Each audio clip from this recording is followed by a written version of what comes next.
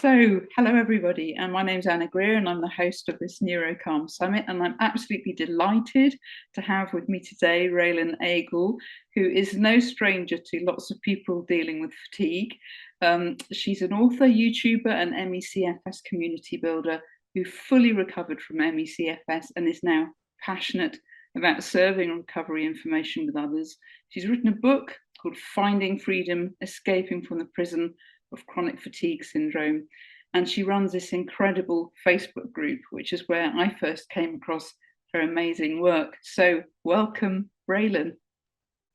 Thank you so much, Anna. I'm so honored to be a part of what you're doing, and I just have so much gratitude for the effort that you're putting into this to put these resources out for people. So yeah, I'm excited to do this. Well, it's really wonderful to have you. So I was just wondering if you could kind of tell people, give them a kind of real insight into how you recovered and your passion for helping others recover. Yeah, well, it was a journey, like with most people. It was interesting because when I got sick, I actually grew up with a mother who had MECFS. She was diagnosed when I was not diagnosed. She became sick when I was about 5 years old, and eventually came to become diagnosed with chronic fatigue syndrome. So I grew up with this, and she just got worse and worse and worse, and unfortunately never did find anything that helps or anything that allowed her to recover. So then when I got sick, I was already really aware of this illness, and it felt very hopeless after seeing a lifetime, decades of my mother struggling. I just thought, I'm in trouble. But us humans, we are determined and resilient. So I, threw everything I had at it. And all in all, I was sick for about 10 years before I finally fully recovered. The first about 2 years of that, I went all in and tried really hard and did everything under the sun that I could come across, whether it be from, conventional medicine, alternative medicine, just anything and everything you can think of. I probably did it, spent all my money plus money I didn't have. And it did get me a little ways. It got me to a point where I could have some functional hours each day, whereas before, for almost 2 years, I know I could barely leave the house, and I was barely, getting off the couch or getting out of bed. But then after a few years of living like this, I realized I couldn't keep going, so I went all in on my recovery again. And I'd seen things over the years that showed promise. And I imagine a lot of people who are facing chronic illness can relate to this. I think there's something to this, but it's really hard to stick with it when you have so many other demands of life there, wanting what little bit of energy that you have. So, and if I was fortunate that, a lot of people, their brain fog gets so bad that they're not able to read, but for most of the time I was still able to read. So I read literally hundreds of books and just devoured everything I could get my hands on. So when I went all in, I put together this plan for myself from everything I've learned, from everything that I tried that showed promise, and I went all in again. And it covered a few different things, and I had to tweak it as I went. It was a bit of an iterative process, seeing what worked, what didn't. But I'd seen promise with,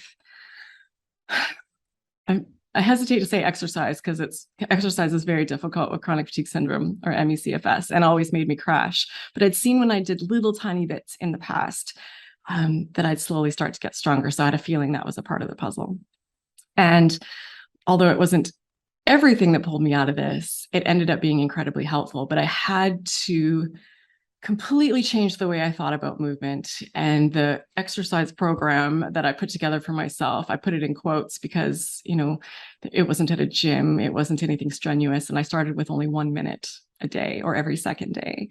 And then I just slowly built from there, more or less about every week, I'd add on 1 more minute of just really gentle things, just in my living room, maybe doing some gentle squats or some push-ups off the wall, just something to get my body moving. And that did help. And then I worked on some other things as well. Mindset, my stress levels was massive. Things like counseling, journaling, meditating, and some strategies that I learned to help just keep me in a calm, relaxed state really went a long way. Also working on things like my gut health. I really came to appreciate how much those trillions of microorganisms in our body, that balance or imbalance can impact our health, and how much that can contribute to our immune system. So I did a lot of work healing my gut. I made a lot of dietary changes. For me, that included bringing in a lot more plant-based foods, a lot of naturally occurring probiotics for things like, fermented foods like kimchi and kombucha. I was doing some fasting and intermittent fasting and things. So yeah, and then just overall doing the stuff that we know but don't give enough credit for, to help our body to thrive. Things like getting some sunlight, spending some time in nature when I could, spending time with loved ones, drinking lots of water and that sort of that stuff. So it was kind of this holistic program that essentially was just supporting my nervous system, supporting gradually increasing activity, and supporting my body's own healing mechanisms, and trying everything I could to give it what it needed to thrive and do its thing. Because I really came to appreciate that our bodies are really powerful healers under the right circumstances. Yeah, and it sounds like you did a real deep dive into what the human body actually functionally needs in order to flourish.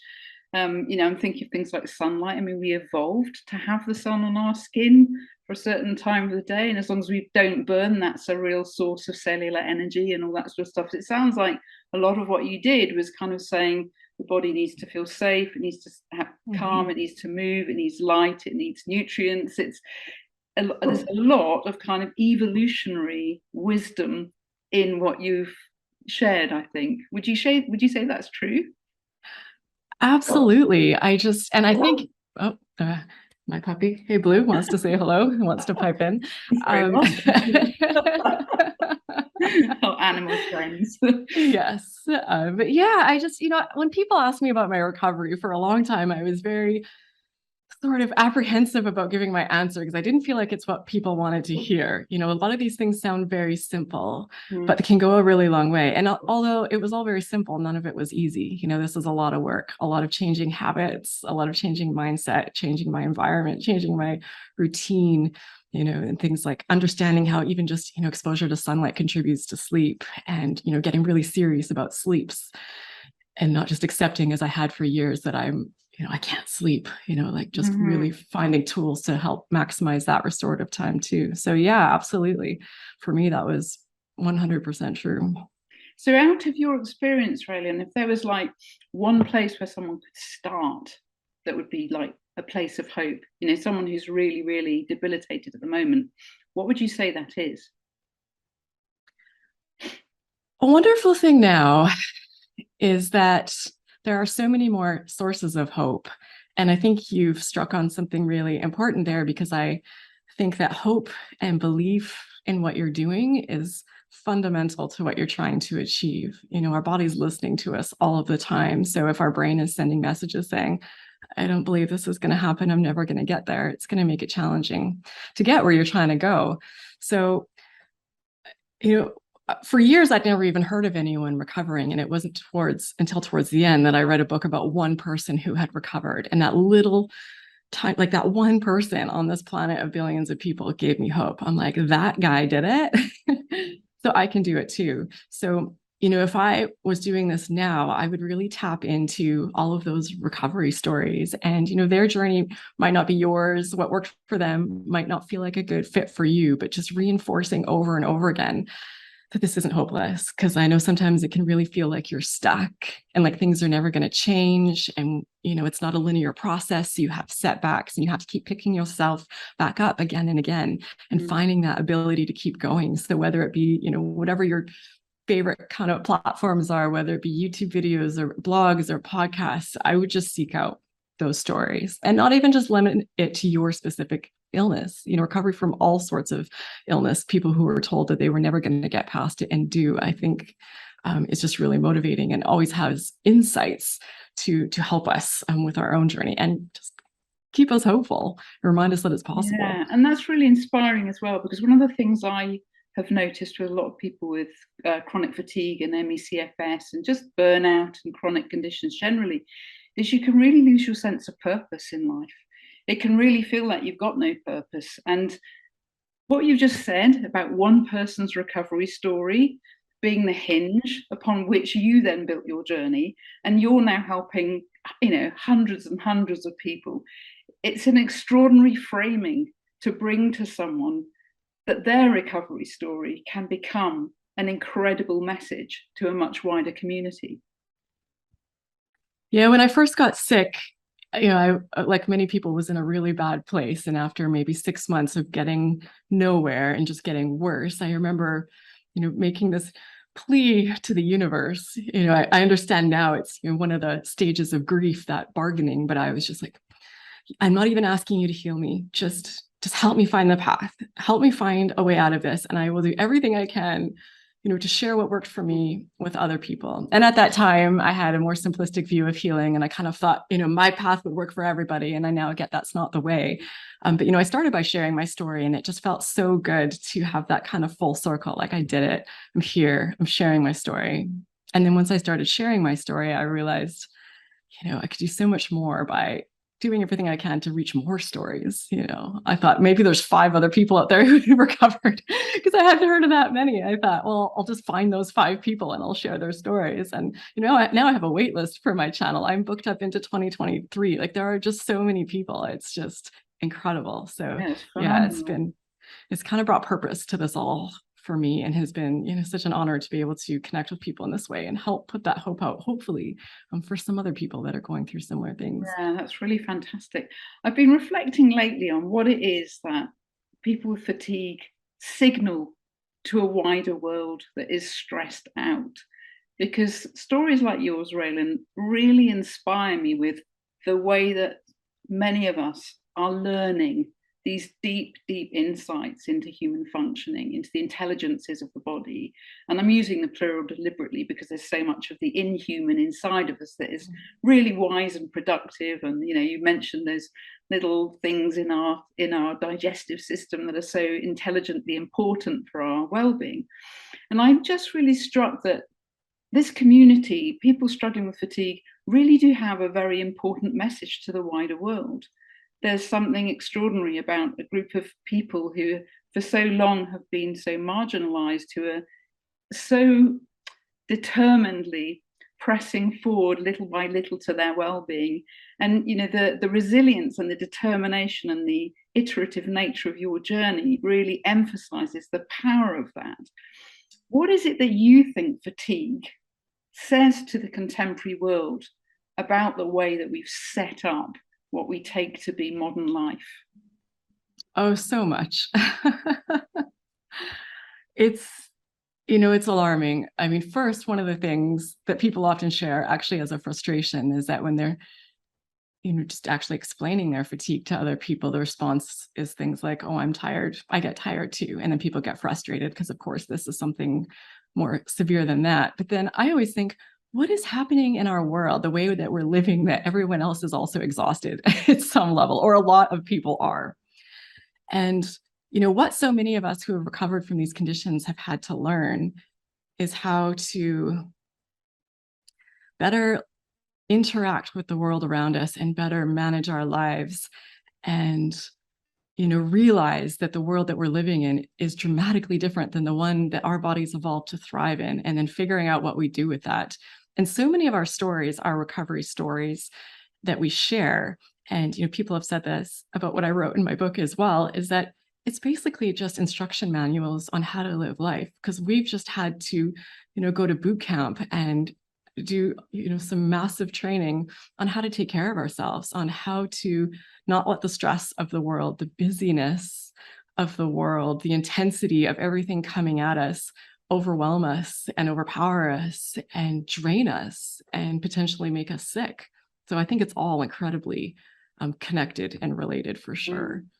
And so, thinking about neurological calming, the importance of a calm neurology in all of this, what were your favourite go-tos for the self-calming work, the relational, interpersonal neurobiology type stuff as well, with calming relationship too? Where did you go with that?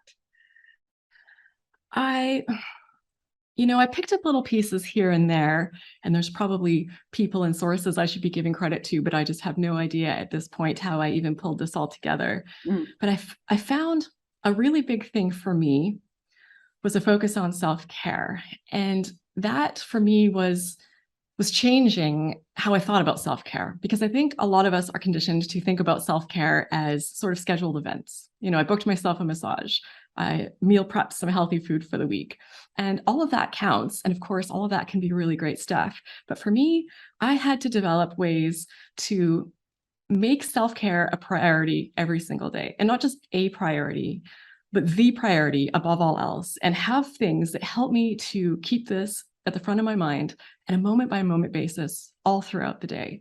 So one thing that I do that I found really helpful is just as many times a day as I can possibly think of it, no matter what I'm doing. Like right now, as we're talking, ask myself this question all day long. Ask myself the same question: what does self-care look like for me right now?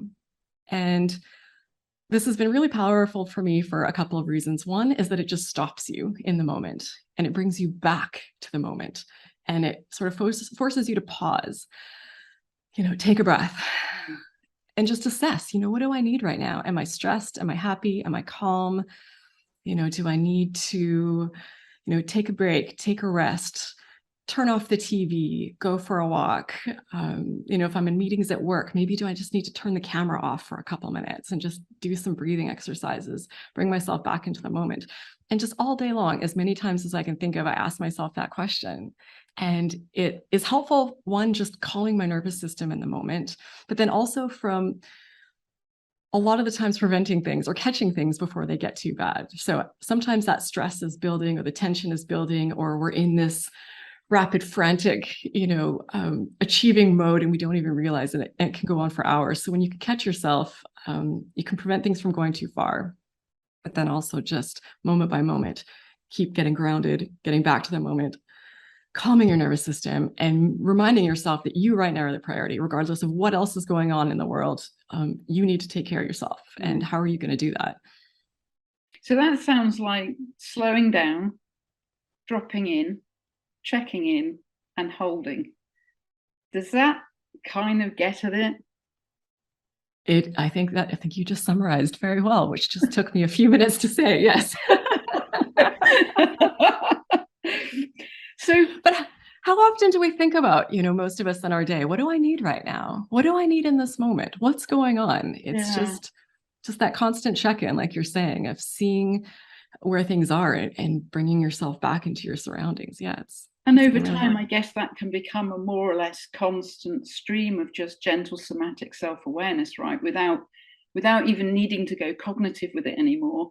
You can habituate to such an extent that you're just aware of like the body as a field of intensities. You feel the movements. You're just in tune in that kind of mindful way. I suppose it links there, doesn't it, to mindfulness meditation and the older practices, in a sense, of spirituality that really ground you and really connect with what's actually happening in the kind of flow of the moment, in the now. So that sounds like a really practical, empowering strategy. What would you say to someone who wants to kind of do that but doesn't know how to remember? Because often we can, when we first start on these journeys, we can say, I'm going to do this. And then we find ourselves hooked and swept along. And that. So how did you remember? How did you build that muscle, Raelan? And you're right, it is a muscle. And I explain it in terms of the question because that's how I started. And if, whoever is watching is like me and was so disconnected, I think that's where it needs to start. And then it does become more automated. And maybe that question happens in a fraction of a second, but you can just, reset. But in the beginning, for me, it was just reminders. I used to write a question mark on the side of my hand so I'd see it. Yeah. And that would remind me. And then I use an app called Notion that organizes my entire life, and it's on my laptop, and I check it, throughout the day. It's got my schedule, and I had it right at the top. What does self-care look like for me right now? So between those two things, I was seeing it a lot. So I think in the beginning, you do need those reminders, and that's such an important point. I'm glad you brought that up because you're right. We hear these things, we're like, that sounds great. And then you forget all about it. Yeah, it's lovely. It's so intensely practical. I love the idea of the question mark on my hand. That's absolutely wonderful. What question am I supposed to be asking myself? All right. What was that for? Yeah. Maybe write out the question if you're having a lot of brain fog. whatever you need to do. And in relation to like getting people started again, one of the things that strikes me is quite a lot of people who suffer from fatigue are real helpers. They often self-abandon. I mean, and I know myself, I've been guilty of self-abandoning at crucial moments when in the past my body was saying, hey, don't, and I'd be, yes, but I just need to, you know. So what would you say to someone who's struggling with that to help them understand that self-care is not a selfish idea? It's actually something far more profound. Yeah, I think there's a couple elements to that. I mean, one is just the way we've been socialized to think about being selfish as a bad thing, as in taking care of yourself is a problem. It's a bad trait to have. I think that in itself is something that we need to talk about and unpack. And then also understanding, that by taking care of yourself, it's giving yourself that ability to then give back more in the future. Because if you don't start here, you're never going to be able to get anywhere. It's like I trained to be I use this example sometimes, a rescue scuba diver, and we were taught like you never ever put your own life at risk of them. If there's someone in the water and they're drowning, you don't go near them. And this is training to rescue people. They're like, you first. You don't get close enough they can touch you. You always have to take care of yourself first, and then you do what you can to help them. And I think a really practical thing that can help us with this, something that's helped me anyways in my life, and I used it even right before this chat. Someone reached out to me maybe 20 minutes before you and I were about to do this, and they wanted to talk. They're like, I just have a quick thing that I want to bounce off of you. And I'm like, I want to be there for them. I want to do it. But then I realized it was getting cut close on time. I was going to be stressed out. I was going to be scrambling, and I was not going to be in a good state to do this. So something that I say to myself in these moments, as often as I can remember to do it, is, and it might sound a bit harsh, but I think it needs to be to kind of snap our attention back, is that when it comes to disappointing someone else or disappointing myself, it has to be that other person. It just has to be. And understanding with that the bigger picture is that this is going to allow you to give back more in the long run. If I hadn't put myself first, when I finally recovered, I got crazy selfish. I put myself in a bubble and my needs were above all else. And I did that for almost 2 years. But if I hadn't done that, I'd still be there and I wouldn't have been able to do everything that I do. I wouldn't have this YouTube channel. I wouldn't be having this discussion with you. So I think it's just getting past that feeling of selfishness and understanding how it's essential to giving and to helping other people. Yeah, I think one of the biggest lessons I've learned through this is that if you haven't got your health, you haven't got much. Yeah. And if you haven't got your health, it's impossible actually to show up for other people. So it's kind of, own the oxygen mask first, but you really need an oxygen mask in the first place, because if you don't have health, there's very little you can give to other people in any way that means anything to them. That I think that's kind of critical, really. And I think it gives the people in our lives permission to take care of themselves as well. When we do this, when we take care of ourselves, we show other people that it's okay. Like, this is okay. And I think people respect that in the long run. And it's like, okay, maybe I can make myself a priority as well. Maybe I don't also have to, put everyone else's needs at the detriment of my own. Yeah. So, yeah. And it's kind of a boundary issue as well, isn't it? It's this kind of healthy interpersonal boundaries and healthy relationship with self and other, I think, is key to finding the balance that is central to the kind of recovery journey. And it's one of the most profound lessons, I think, that these conditions teach us is healthy boundaries, the importance of healthy boundaries. I mean, it's behind the old idea of pacing, isn't it? It's time boundaries, it's energy boundaries, it's understanding increments, it's understanding the need to protect areas of recovery, to nurture them. And then, as you were saying earlier, the importance of movement, occasionally bouncing the boundaries. Just, I think Ari Whitten calls it hormesis a lot, the idea of slightly beneficial stress that asks for a little more from the body without taking us past that boundary where we're just going to crash again. To me, interpersonal boundaries and inner boundaries with ourselves is critical to all that you've been saying. Yeah, when I first got sick, I remember someone actually had to explain to me the concept of boundaries. It was brand new to me, which Mm. says a lot about, not the illness was my fault, but I think a lot of us appreciate that there were things leading up to ultimately us getting so sick, and some warning signs along the way, some red flags. And yeah, someone having to explain to me what it meant to have boundaries is pretty big one. Yeah, absolutely. So, Raelan, is there one final word of encouragement you'd love to give our audience? For me, it's always just that, as someone who was in this for 10 years, I know that feeling of it can feel like things are never going to change. And when you've tried 1,000 things and 1,000 didn't work, the next one might be the one that does. And I'm not saying you have to be optimistic and cheery and go, go, go all of the time. That's not sustainable and not even healthy. But just, I hope that if you're in this right now and you're going through it, that that so many people do get past these sorts of things, even if they're told that it's impossible. And there's so much value in putting emphasis into your life to keeping that hope alive, because ultimately it's the fuel that's going to keep you going through all of this. Because without that fuel to keep picking yourself back up and keep doing what you need to do to take care of yourself, it's really hard to get anywhere. So just always to keep that picture in your mind that what you're looking for could be just right around the corner, and to not give up and to stay open-minded, and trust your gut, and just keep at it. Wonderful. So I'm hearing again the power of hope in that. Raelan, is there a kind of free gift that the audience can go to? I can put a link below the video, obviously, that leads them to your work so they can find out more about what you do. Because I think you offer a course, don't you? A recovery course that might be really useful to some people. I do. It's a course. It's not about how to recover necessarily. It's a sort of a toolkit, what I would have wanted as a support system while I was on my recovery, and that's on Skillshare. I can share the link for that. But what I can share with you now that I have that's free for everybody, which is one of the core principles that's in that course, is that when I was recovering, I realized that I had to make my recovery an absolute priority. And it's really easy to just say that, but then how do you actually do that? So I put together a system for what a lot of people call pacing, but I have a different approach to a pacing than what quite a few people do.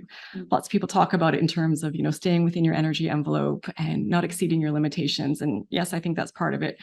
But what I did is I put together a 5-step system for you to go through and look at energy awareness. And so how much energy do you even have? Most of us don't even know how much energy we have in our day. And how can we plan anything when we have no idea what we're even capable of? And then energy optimization. So how do we make the best of that energy? What energy vampires do we have in our life? What things are taking up more space than they need to be? And then energy allocation. Now, how do we make sure that whatever usable energy we have every single day is as much as possible focused towards the things that are going to get us towards our goals? Because, a lot of people say that it takes about 20% of our efforts that gets us 80% of our results, which suggests we're wasting 80% of our energy. And when you're sick and trying to recover, you really just can't afford that. So I'll share a link with that for you, completely free. And it's just 5 steps to walk yourself through to look at those 3 aspects and help kind of organize your plan for recovery. That's superb, and it sounds wonderfully clear. And thank you so much, Raelan, for your generosity in being here for the audience. I really appreciate it. I just want to say to everyone, I'll put the link below the video, and get over and see more about Raelan's work, because as you can probably tell, she's extraordinary. Thank you very much, Raelan. Oh, thank you so much, Anna. You are so kind. That means a lot. I'm honored to be here, sending so much love to everyone who's watching. And thank you again for all that you're doing here. Thank you.